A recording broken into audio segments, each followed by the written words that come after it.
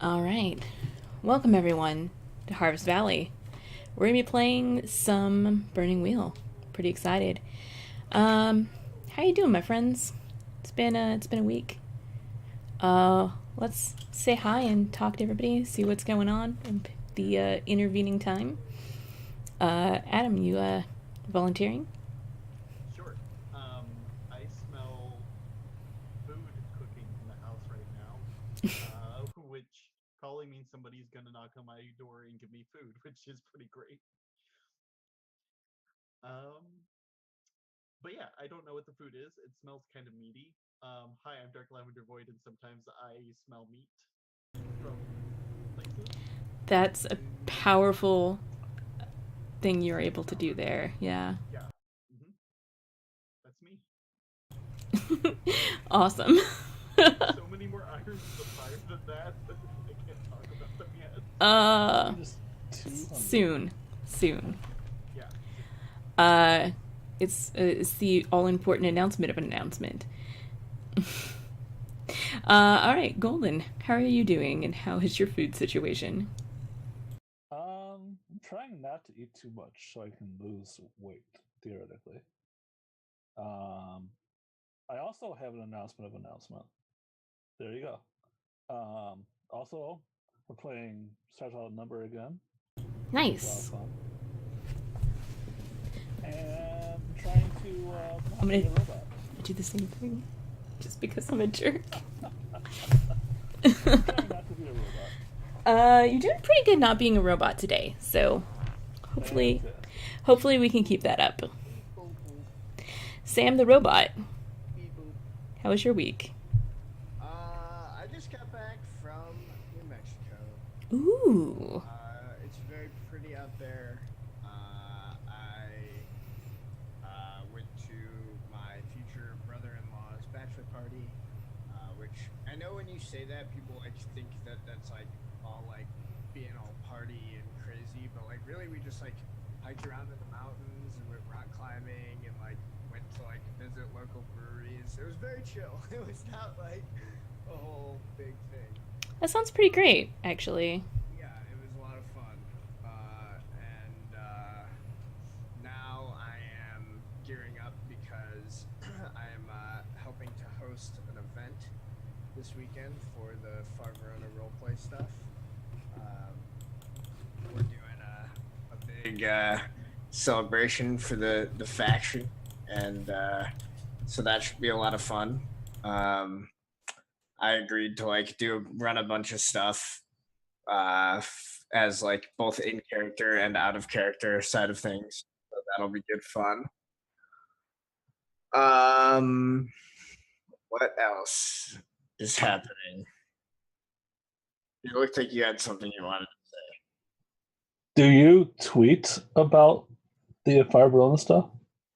I should start. I have been like terrible about using Twitter. Honestly, ever. I'm awful at social media. See, this is why I didn't have a Twitter because what always happens is I will like use it for like whatever 3 months, and then I basically just started only ever retweeting the shows I'm on or tweeting when I'm on shows, and then now I just forget.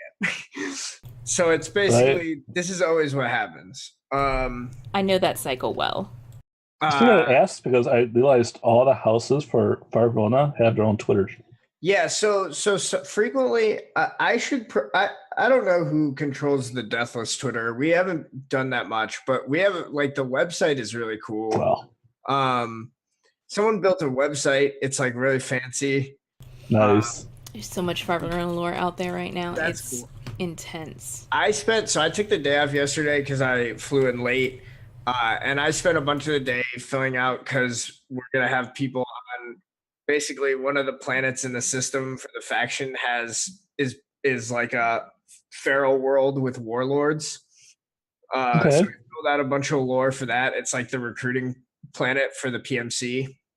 Sounds And like my hometown. part of my character's backstory was that for some time he was one of the warlords.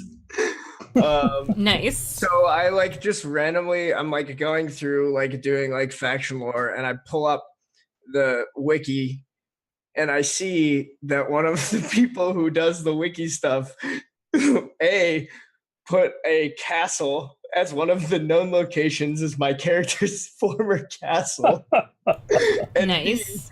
made one of the tribes that lives there almost plainly, obviously, my character's bastard daughter, and the tribe worships my character.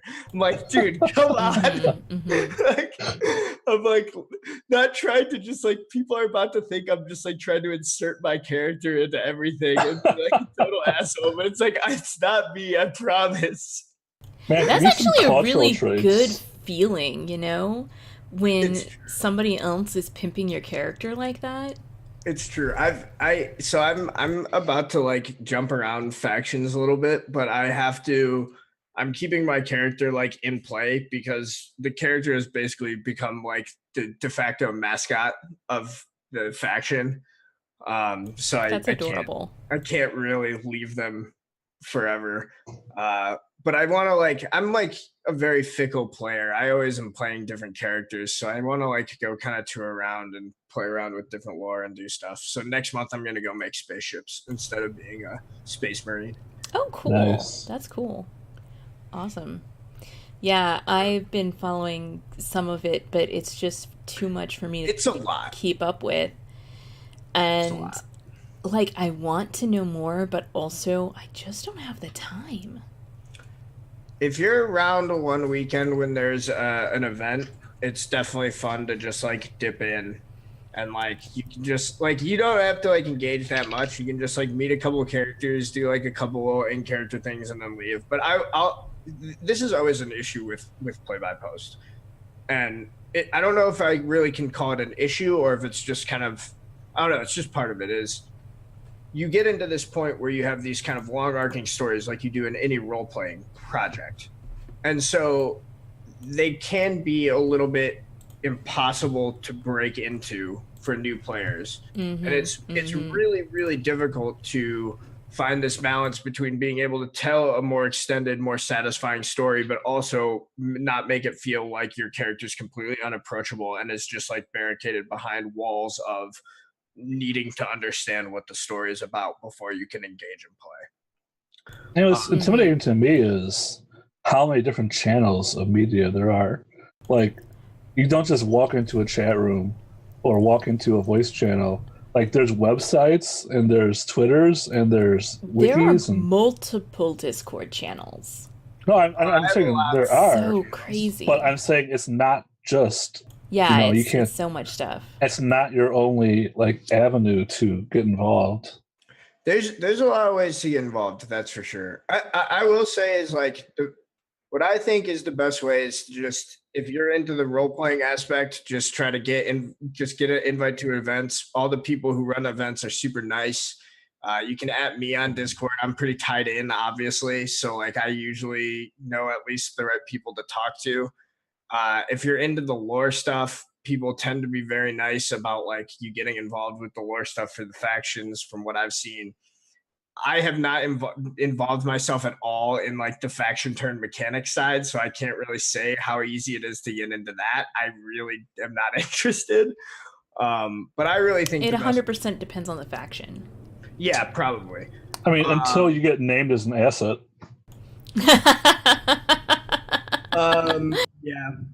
Yeah. It you never know. You never know. Usually people have been good about not doing that because it's a little bit of like really, really you're gonna do that? Yeah. Well, and it starts with that number game we're playing. My character's mom is an asset. But she's I love it. Part of a hostile faction, so it's not the best thing. The weirdest thing, okay, so this is a thing about Stars Without Number that bugs the hell out of me. So, Kevin Crawford, if you're watching, because I know you watch the show, we really appreciate it. I know you're a big fan.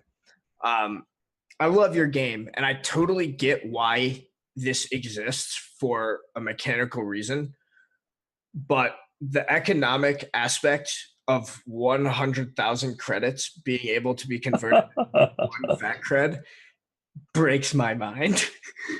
It literally breaks my brain because that means that for the price of outfitting one capital ship, you can buy 2 capital fleets. Ah!